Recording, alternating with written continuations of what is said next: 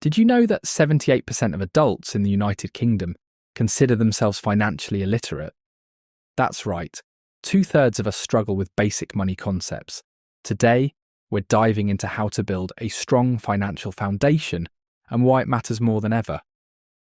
Wow, that's a staggering statistic. It really highlights the importance of financial education. So, where do we start in addressing this issue? Well, the 118118 Money Financial Fitness Academy has a great course that focuses on three crucial pillars: budgeting and expense management, credit health, and savings and emergency fund building.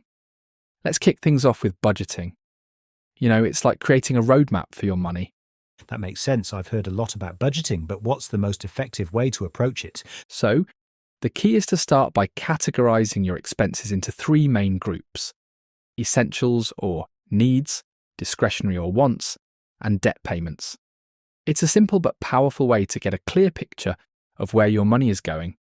I found that separating essential and discretionary spending into different bank accounts can be really helpful. It's like giving yourself a visual reminder of what you can and can't spend freely.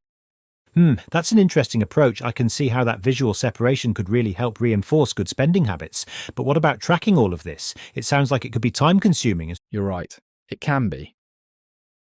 The course actually recommends starting with manual reviews of your bank and credit card statements each month.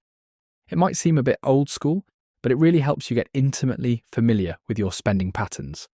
Once you've got a handle on things, they suggest moving to a budgeting app for more convenience. That makes sense.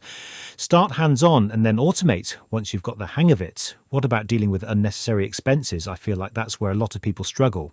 Oh, absolutely. It's amazing how many subscriptions or memberships we sign up for and then forget about. The course encourages you to go through your budget and cut out anything that doesn't add value to your life. Maybe it's a streaming service you rarely use, or a gym membership that's gathering dust. Studies show that the average adult in the United Kingdom spends £58 per month on subscription services. That's nearly £700 a year. Wow, that's a lot of money that could potentially be saved or put towards more important financial goals. Are there any strategies for curbing impulsive spending? That's another area where I think a lot of people struggle. Yeah, the course actually has some great tips for that. One suggestion I found particularly interesting is implementing a waiting period before making non-essential purchases. 24 hours for smaller items, 30 days for bigger ones. It gives you time to really consider if you need something, or if it's just a fleeting desire. Another tactic is to practice self-control with sales. It's easy to get caught up in the excitement of a good deal, but the course emphasizes that you shouldn't buy something just because it's marked down. Those are solid strategies. I especially like the idea of a waiting period. It's amazing how often that initial urge to buy something passes if you give it a little time. Now let's move on to credit health. How does the course approach this topic? Well, and this is interesting, they actually warn against obsessing over credit scores or falling for credit repair scams. Instead, they focus on developing good financial habits for the long term. The most important thing, according to the course, is to spend less than you earn and pay your bills on time, every time. It sounds simple, but it's really the cornerstone of good credit health. That makes a lot of sense. It's about building a solid foundation rather than looking for quick fixes. What about using credit cards? Many people find them tricky to manage. Right, credit cards can be a double-edged sword. The course recommends only charging what you can afford to pay off each month. It's so easy to fall into the trap of high-interest debt if you're not careful. Did you know that the average credit card interest rate is now over 20%? That's why they also suggest setting up automatic payments or reminders to make sure you never miss a due date, as late payments can really hurt your credit score. Those are practical tips. I imagine consistency is key when it comes to building good credit. Now let's talk about the third pillar, savings and emergency fund building. This seems particularly important in today's uncertain economic climate. Absolutely. The course recommends starting with a goal of saving at least 1 month's pay as a financial cushion. It's not always easy, but it's a great starting point. They suggest automating your savings by setting up automatic transfers on payday. This way, your savings can grow without much effort on your part.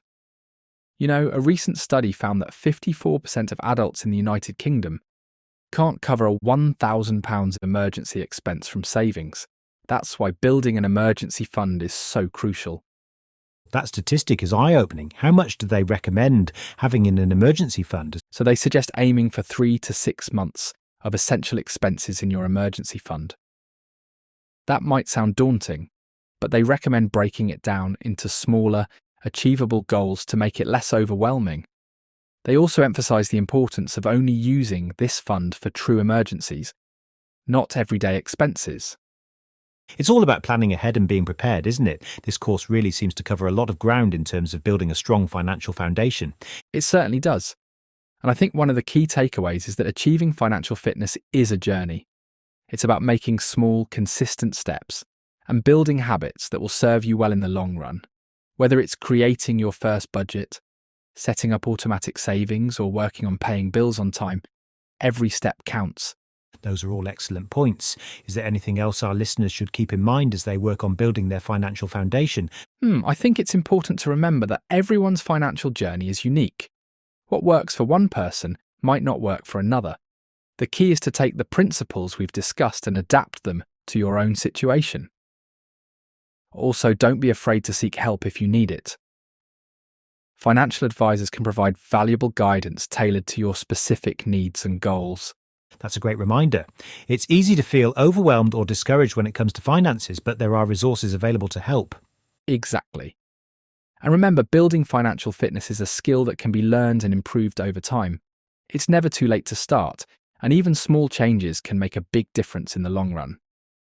That's excellent advice. It's been great exploring this topic with you today. Likewise. And to our listeners, thank you for tuning in. We hope this discussion has given you some valuable insights and practical strategies for building a strong financial foundation. Remember, your financial journey is unique to you, but with the right tools and knowledge, you can build a brighter financial future. Until next time, keep working on your financial fitness.